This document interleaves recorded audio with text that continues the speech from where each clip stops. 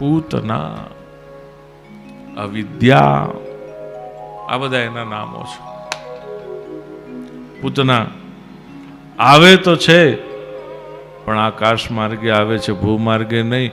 કારણ કે વ્રજની અંદર વિશેષતા છે એ રજની કે મુક્તિને પણ એક વખત મન થયું કે બાપજી તમે ભગવાન તમે કહો ને હું મુક્તિ આપી દઉં, પણ મારે મુક્તિ જોઈએ તો હું શું કરું? ભગવાન કે આ વ્રજ રજમાં આડોટજે, તને મુક્તિ મળી જશે.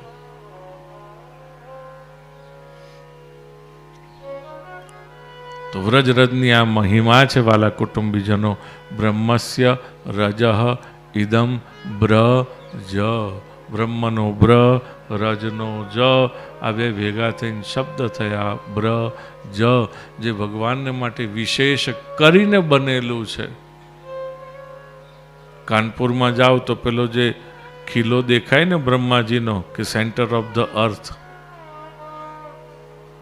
એવો તમને વ્રજમાંય મળે. વિશ્વની બધી જ વિશેષતા તમને એક જગ્યાએ જ્યાં જોવા મળે એ વ્રજ. કેમ? તો કે ભગવાનને માટે વિશેષ કરીને બનેલું છે, માટે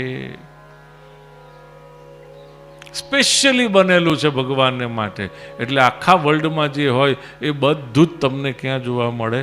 વ્રજમાં. વ્રજમાં જાઓ એટલે તમને આખી દુનિયા જોવાઈ ગઈ.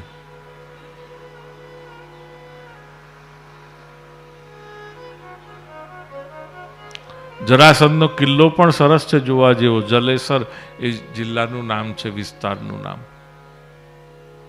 જોવા જેવો છે. ઘણું બધું સુંદર છે વ્રજ. 84 કોષની પરિક્રમા એક વખત ન કરી તો આપણે વૈષ્ણવ શું થયા? કે જ્યાં ભગવાને લીલા કરી અને આ આપણને કોઈ બતાડતું હોય તો એ કોણ છે? ગોપીજનો ઉદ્ધવજીના માધ્યમથી. જો અહીંયા આવું કર્યું, અહીંયા તેવું કર્યું, અહીંયા મારી માટલી ફોડી, અહીંયા મારું ઘર ફોડ્યું, અહીંયા મારી ગાય છોડી, અહીંયા મારી વાછડી છોડી નાખી.